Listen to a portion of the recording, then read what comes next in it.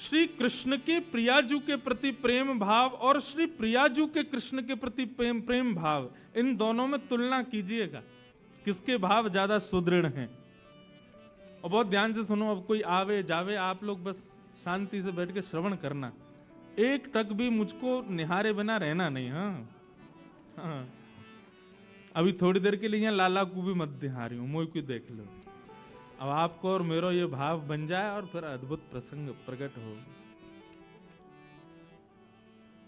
श्री जयदेव महाप्रभु कहते हैं, ठाकुर जी कितने प्रेमी हैं श्री किशोरी जी के। अभिनव जलधार सुंदर द्रत मंदर द्रत मंदर। अभी श्री जगन्नाथ जी भी रथ यात्रा में हैं, वहां भी उत्सव चल रहा है, तो पंडरीनाथ को प्रणाम कर लिया, वृंदावन को प्रणाम कर लिया, किशोरी जी ठाकुर जी तो विराज ही रहे हैं, जगन्नाथ जी को क्यों पीछे छोड़े, उनको भी प्रणाम करो। श्री जयदेव महाप्रभु गाते हैं, अभिनव जलधार सुंदर द्रत मंदर द्रत मंदर श्रीमुख चंद्र चकोर जय जय देव हरे। श्रीमुख चंद्र चकोर जय जय देव हरे। हे श्री श्यामा मुख चंद्र चकोर जय जय देव हरे। श्री श्यामा मुख चंद्र चकोर जय जय देव हरे। ओ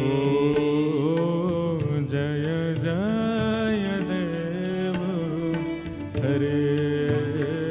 जय जय देव हरे। बहुत ध्यान से सुनना। हमारे गिरधर लाल जी अभी दूर से है सके कई अन्य दिख भी नहीं रहे हो, पास आके कथा के विश्राम में देख लेना। हमारे ठाकुर जी कैसे खड़े हैं, एक भुजा ऊपर है, दूसरी भुजा कमर पर है, और श्री गिरधर स्वरूप श्रीनाथ जी के रूप में हमारे गिरधर लाल जी श्रीनाथ जी ही हैं। आपको सही बताएं, ठाकुर जी त्रिभंग ललित स्वरूप में आ जाएं या अधर पर वेणु वाद्य धारण करके रास की मुद्रा में आ जाएं, लेकिन ठाकुर जी का जो ये गिरधर स्वरूप है ना, इसके पीछे बहुत बड़ा रहस्य छुपा है, और वो रहस्य उजागर करते हैं श्री जयदेव महाप्रभु अपनी इस पंक्ति में। जयदेव महाप्रभु का ठाकुर जी कह रहे हैं, पोल पट्टी का खोल लो भैया। अरे ब्रजवासी ना खोलेंगे तो कौन खोलेगा। बहुत ध्यान से सुनियो, जयदेव महाप्रभु ऐसे महाकवि हुए इस कलयुग में जिनके आगे ठाकुर जी भी हार मान गए। ठाकुर जी ने भी एक प्रकार से हाथ जोड़ दिए, भैया तेरे आगे तो हम भी नतमस्तक हैं। श्री जयदेव महाप्रभु जब भी कुछ कृति बनाते ना, तो विशेष रूप से वे जगन्नाथ जी को जगदीश बोलते थे। तो जब भी जाते तो जय जगदीश हरे, यही शब्द का उच्चारण करते। लेकिन आज की पंक्ति जैसे ही महाकवि जयदेव ने गाई, अभिनव जलधर सुंदर धृत मंदर हे श्री श्यामा मुख चंद्र चकोर, जैसे ये भाव कहा तो श्री जगन्नाथ जी बोल पड़े, बोले आज जय जगदीश हरे नहीं, आज जय जय देव हरे। आज तो जयदेव तुम्हारी जय हो। अरे तुम कहां से पता कर लेते हो भाई इतने भाव? बोले कैसे? जयदेव महाप्रभु कहते हैं, बोले भगवान इंद्र ने कोप किया ब्रजमंडल पर, और तब ब्रजवासियों को रक्षा के लिए आपने गिरिराज जी अपनी इकन्नी उंगली पर धारण किए। आप जगत नियंता जगदाधार जगदीश हो, यदि आप अपनी भ्रगुटी टेढ़ी कर लो तो इंद्र की मजाल है कि वो बारिश करे। लेकिन हमने सुना इंद्र 7 दिन 7 रात्रि तक बरसाता ही रहा। आप चाहते तो क्षण भर में गिरिराज्य धारण करके और भ्रगुटी टेढ़ी करके कहते हे इंद्र, तो इंद्र नाक रगड़ता आपके चरणों में आकर के। लेकिन आपने उसको एक बार भी नहीं डांटा और 7 दिन 7 रात्रि तक अविरल वर्षा होती रही। सामान्य वर्षा नहीं हुई थी वृंदावन में, श्याम तक वर्षा हुई थी, जो कि प्रलय काल के समय होती है। जिस वर्षा के होने पर पूरी पृथ्वी डूब जाएगी, ऐसी वर्षा वृंदावन में हुई थी। और आपने एक बार भी उस इंद्र को टोका नहीं। मुझे रहस्य पता चल गया, आपने क्यों नहीं टोका। ठाकुर जी बोले क्या रहस्य पता चला। बोले कि बढ़िया अवसर मिल गया था, सब ब्रजवासी गिरिराज जी के नीचे खड़े थे और उन्हीं सब ब्रजवासियों को जब आपने नैन भर के देखा कि भाई सब आ गए कि नहीं, तभी आपने क्या देखा कि सन्मुख ब्रजवासियों के बीच में श्री वृषभानु नंदिनी खड़ी हैं, श्री हमारी श्यामा जी खड़ी हुई हैं। तो आपने मन में विचार किया कि भैया इनकी रूप सुधा को पान करवे को या से बढ़िया अवसर नहीं मिलेगा। ये किशोरी जू जब भी इनको देखवे जाओ, कभी अपना मुंह फेर लें, कभी घूंघट कर लें, कभी कहीं चली जाएं, कभी कहीं बैठ जाएं, और कोई ना कोई बाधा इनके रूप के दर्शन में आ ही जावे। ये बढ़िया समय है, सब ब्रजवासी खड़े हैं और इतने ब्रजवासी कि महाराज भिच भिच के खड़े थे, एक दूसरे से बिल्कुल लग के खड़े थे, जगह नहीं थी। किशोरी जी अब हिल नहीं सकती हैं, अब कहीं जाएंगी नहीं। ये बढ़िया अवसर है इनकी रूप माधुरी को दर्शन करवे को। तो जयदेव महाप्रभु बोले इंद्र तो 10-5 मिनट वर्षा करने वाला था, बल्कि आपने तो उसको और इशारे किए, बोले करता रहे। ये जब तक श्यामा जी सामने खड़ी हैं, इनकी रूप सुधा को पान करवे को अवसर मिला है, तब तक तू बरसातो ही रहे। और महाप्रभु जी कहते हैं, बोले हमको तो एक रहस्य और पता चला। बोले क्या? बोले आपके वश की चलती तो 7 महीने बारिश होने वाली थी, वो तो इंद्र के भंडार खत्म हो गए इसलिए 7 दिन में ही पूरे हो गए, नहीं तो आप तो इंद्र को रोकते ही नहीं। श्यामा मुख चंद्र चकोर जय जय देव। तो भैया ये गिरिराज पर्वत धारण लीला 7 दिन तक इसलिए चली क्योंकि किशोरी जी खड़ी थी सामने। यदि किशोरी जी कहीं और होती, थोड़ी दूर होती, या ठाकुर जी के सन्मुख नहीं होती, 7 मिनट में गिरिराज जी रखने वाले थे ठाकुर जी, इतना लंबा समय क्यों बिताते। तो किशोरी जी के मुखमंडल को देखने में इतने व्यस्त है गए श्याम सुंदर, इंद्र को इशारा और कर दियो बरसात हो रहे ताकि इनको देखते रहे हम। इसलिए भैया ये हमारे गिरधर लाल जी जो है ना, ये वो स्वरूप है जो निरंतर किशोरी जी को देखने में मग्न रहते हैं।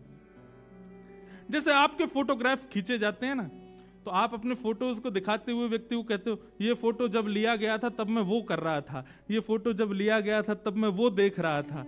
ऐसे भैया ये गिरधर स्वरूप जो है ना, ये किशोरी जी को निहारते हुए ठाकुर जी को स्वरूप है। यही अवस्था में तो ठाकुर जी देख रहे हैं किशोरी जी को। मानो किशोरी जी को देखते देखते ठाकुर जी भी भाव में आ गए हों। एक अंग से मानो किशोरी जी जैसे बने हो, दूसरे अंग से श्याम सुंदर है। तो या लैया भैया हमारे गिरधर लाल जी जो है ना, ये किशोरी जी के दर्शन करता ठाकुर जी हैं। कई लोग हमसे पूछे, बोले आपके लाल जी की नेत्र नीचे क्यों हैं? मैंने कहा नेत्र नीचे यहाँ हमारे हैं क्योंकि ये केवल श्री जी को ही देखना चाहें, बाकी औरन से नजर छुपा के नीचे खड़े रहें। लाओ श्री जी को सामने, प्रकट कर दो श्री जी को, तुरंत ठाकुर जी नेत्र ऊपर करके देखेंगे जरूर, क्योंकि ये स्वरूप केवल श्री जी को देखवे के काजे है और भाव नहीं है। तो ऐसे हमारी श्यामा जी के मुखमंडल के देखवे के सबसे बड़े रसिया कौन? हमारे गिरधर लाल श्रीनाथ जी। उस भाव से श्री गिरधर लाल विराज रहे हैं।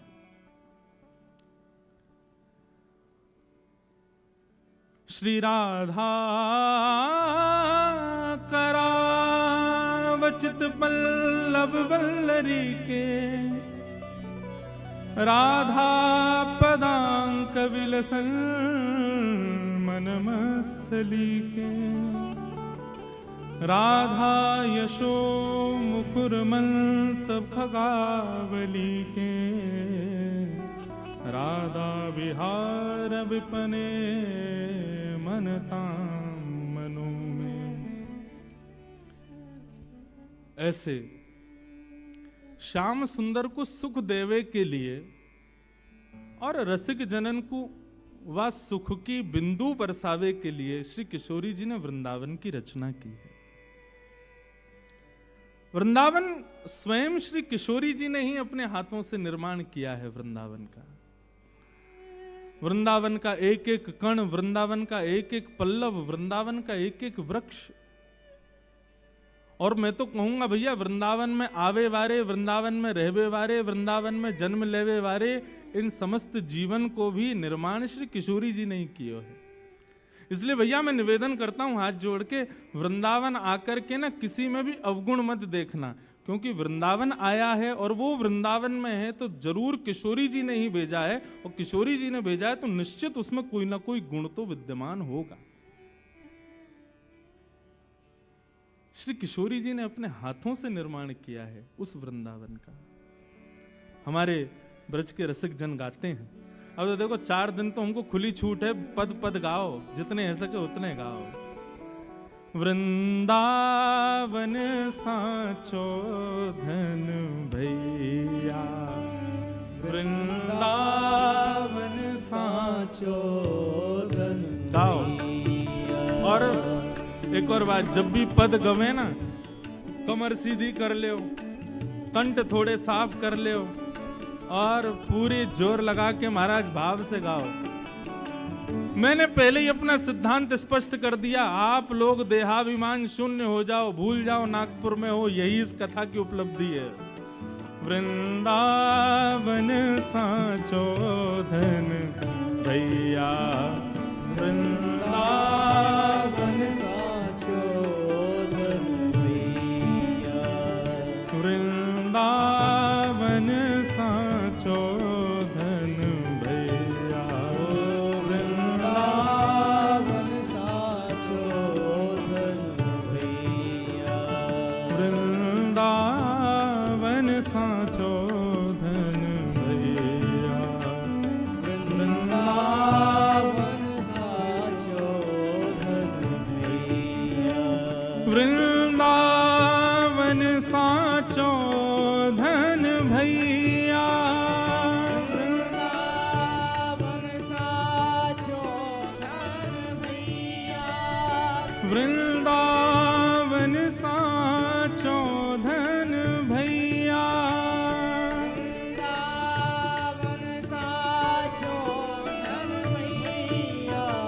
वृंदावन साचो धन भैया, वृंदावन साचो धन भैया, हे वृंदावन साचो धन भैया, वृंदावन साचो धन भैया।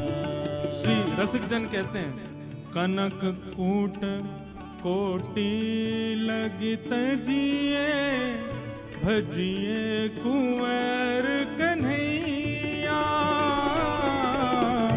कनक कूट कोटिक लगित जिए, भजिए कुंवर कन्हैया, कनक कोटि कोटिक लगित जिए, भजिए कुंवर कन्हैया, कनक कूट कोटिक लगित जिए, भजिए कुंवर कन्हैया, हे वृंदावन साचो धन भैया, वृंदावन साचो धन भैया, हाँ वृंदावन साचो धन भैया, वृंदावन साचो धन भैया, श्री वृंदावन धाम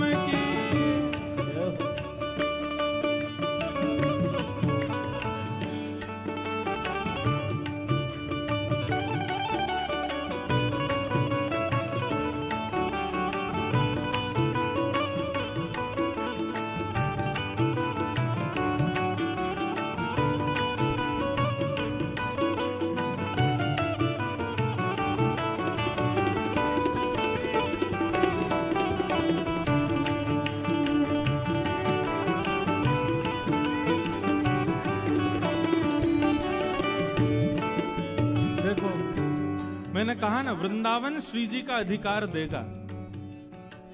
श्री जी को नेक भी समझवे को अधिकार वृंदावन ही दे सकता, और कोई नहीं देगा। इसलिए आज वृंदावन को भज रहे हैं। कितना सुंदर भाव है। जहां श्री राधा चरण रेणु की कमला लेत बलैया, जहां श्री राधा चरण रेणु की कमला लेत बलैया। मतलब भाई हम लोग कहाँ हैं, विचार करो। जिस वृंदावन में किशोरी जी की बलैया वो कमला यानी लक्ष्मी नहीं ले सकती, किशोरी जी की बलैया नहीं ले सकती, किशोरी जी के अंग की बलैया नहीं ले सकती, किशोरी जी के चरणों की बलैया नहीं ले सकती। किशोरी जी जब चली जाती है ना, तब उनके श्री चरणों का जो चिन्ह है, लक्ष्मी उसकी बलैया लेती है। इतने प्यारे हैं श्री किशोरी जी के चरण चिन्ह। सोचो, जिन चरण चिन्हों की लक्ष्मी बलैया लेती है, वो चरण कितने प्यारे होंगे। और उन चरणन को सदा श्याम सुंदर मस्तक पर रखें, वो श्याम सुंदर कितने प्यारे होंगे। किशोरी जी की उपमा कहां तक कहें भैया।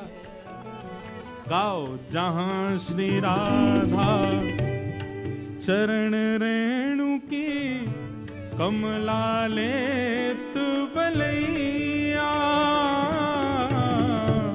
जहां श्री राधा चरण रेणु की कमला लेत बलैया।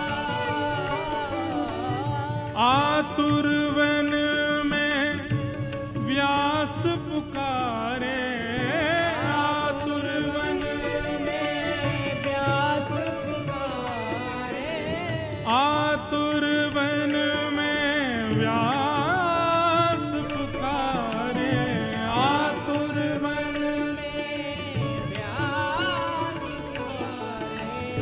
है कोई रसिक सुनैया, है कोई रसिक सुनैया। ओ, है कोई रसिक सुनैया, है कोई रसिक सुनैया। वृंदावन साचो धन भैया, वृंदावन साचो धन भैया। हे वृंदावन साचो धन भैया। वृंदावन साचो धन भैया। कनक कूट कोटिक लगत जिए, कनक कूट कोटिक लगत जिए। जिनको समझ नहीं आयो हो वो समझो। श्री हरिराम व्यास जी कह रहे हैं, भैया कृष्ण भजवे को समय हो और वास्तव में यदि लाखों की संपत्ति, करोड़न की संपत्ति मिल रही हो ना, एक बार कुछ छोड़ो, करोड़ों की संपत्ति मिल रही हो और वही समय आपको कृष्ण भजवे को, श्री राधा भजवे को समय हो, तो वाकु तजिए, पहले भजिए कुंवर कन्हैया, भजिए कुंवर कन्हैया। हे वृंदावन साचो धन भैया, वृंदावन साचो धन भैया। हे वृंदावन साचो धन भैया, वृंदावन साचो धन भैया। हे वृंदावन साचो धन भैया। वृंदावन साचो धन भैया। ये हम आचार्य को प्रणाम कर रहे हैं। वृंदावन आचार्य है, वृंदावन गुरु है।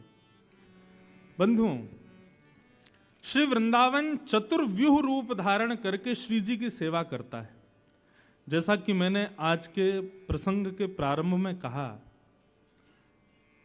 कि सहचरियों में सखियों में, गोपियों में अग्रगण्य यदि कोई है, अभी तक नाम सबने ललिता विशाखा के सुने, लेकिन यदि हमसे वास्तविक पूछो तो श्री जी की सेवा में अग्रगण्य सहचरी स्वयं वृंदावन है। क्यों? क्योंकि वृंदावन का स्वयं निर्माण श्री जी ने ही किया है। किस लिए किया है? केवल श्याम सुंदर को सुख प्रदान करे, और श्याम सुंदर प्रसन्न हो तो श्री जी अपने आप प्रसन्न हो जाएं। तो चतुर्व्यूह रूप से वृंदावन श्री जी की सेवा करता है। प्रथम रज, प्रथम व्यूह जो वृंदावन का श्री जी की सेवा में है वो है रज। वृंदावन की एक विशेषता है, ये विशेषता पूरे विश्व के किसी स्थान की नहीं है, और वो ये है कि सब जानते हैं कि वृंदावन में हमारी किशोरी जू और श्याम सुंदर दोनों पादुका नहीं पहनते, और पादुका न पहनने का जो भाव है वो वृंदावन ने ही प्रकट किया है। वृंदावन ने अपने आप को इतना योग्य बनाया कि श्री श्याम सुंदर किशोरी जी के मन में भाव ही नहीं आता कि हम यहां पादुका पहने, और क्योंकि वृंदावन को स्पर्श सुख देना है इसलिए भी पादुका नहीं पहनते। तो सर्वप्रथम वृंदावन जो श्री जी की सेवा में आए हैं वो रज के भाव से। चतुर्व्यूह में प्रथम रज, चतुर्व्यूह में दूसरा स्वरूप है वृंदावन के लता गुल्म पत्र पुष्प फल, जिन सघन कुंज में ठाकुर जी और श्री किशोरी जी निरंतर रास विहार करते हैं, अनंत सुख की प्राप्ति करते हैं। तो दूसरा व्यूह एक प्रकार से ये कहा जा रहा है कि गुरु वृंदावन है और वृंदावन के साथ में उपगुरु ये चार हैं, रज और दूसरे सघन कुंज पत्र पुष्प गुल्म आदि। ये विशेष रूप से उन लोगों के लिए जो आजकल वृंदावन तो आते हैं लेकिन वृंदावन के रूप को नहीं समझ पा रहे। वृंदावन में आजकल भीड़ बहुत हो गई है, बहुत पब्लिक आ रही है, लेकिन भैया मुझे उनको देख के ऐसा लगता है कि हीरे को शीशा समझ करके चले जाते हैं। वो वृंदावन को जान ही नहीं पा रहे, वृंदावन को पहचान ही नहीं पा रहे। वृंदावन प्रथम रज के भाव से श्याम सुंदर और श्री जी की सेवा में है, दूसरा लता गुल्म पत्र पुष्प फल इनके भाव से श्री जी की सेवा में है। जब हमारे श्याम सुंदर और श्री जी विहार करते हैं ना, कई जगह पदों में पढ़ने में आता है कि जिन वृक्षों पर फल उत्पन्न नहीं हुए होते या हो भी गए होते लेकिन कच्चे होते हैं, जैसे ही देखते हैं किशोरी जी आ रही हैं, श्याम सुंदर आ रहे हैं, तो फल अपना वो वृक्ष अपना पूर्ण जोर लगा देता है, उस फल को तुरंत पका देता है, उस पुष्प को तुरंत सुगंधित करता है कि हमारे इस भाव से रीझ कर श्यामा जी इसका स्पर्श कर लें, इसका सेवन कर लें। साल भर में जो वृक्ष एक पुष्प को सुगंधित करने में श्रम करता है वो श्री जी के आने पर क्षण भर में करता है। श्रमित तो बहुत हो जाता है,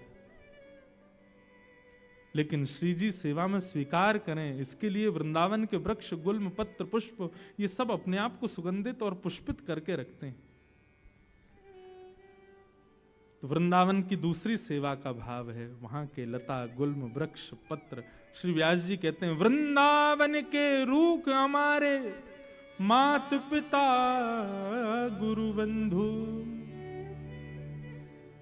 वृंदावन के वृक्ष वल्लरियां ये सब कौन है? ये सब हमारे माता हैं, पिता हैं, गुरु हैं, बंधु हैं, ये सब हमारे। इसलिए हमारे व्रजमंडल में कई संत जन तो वृक्षों से ही लिपट लिपट करके आनंदित होते हैं।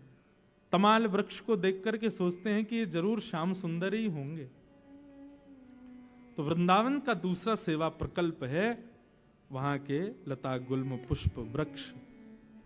उनका प्रयोग कभी अपने लिए मत करना बंधु। संसार के पुष्प फलों का प्रयोग अपने लिए कीजिएगा, लेकिन श्रीधाम वृंदावन यदि आप जाओ तो वहां के पुष्प पत्र फलों का प्रयोग अपने लिए कभी मत करना, क्योंकि वो आपके लिए हैं नहीं, वे श्री जी की सेवा के लिए ही हैं।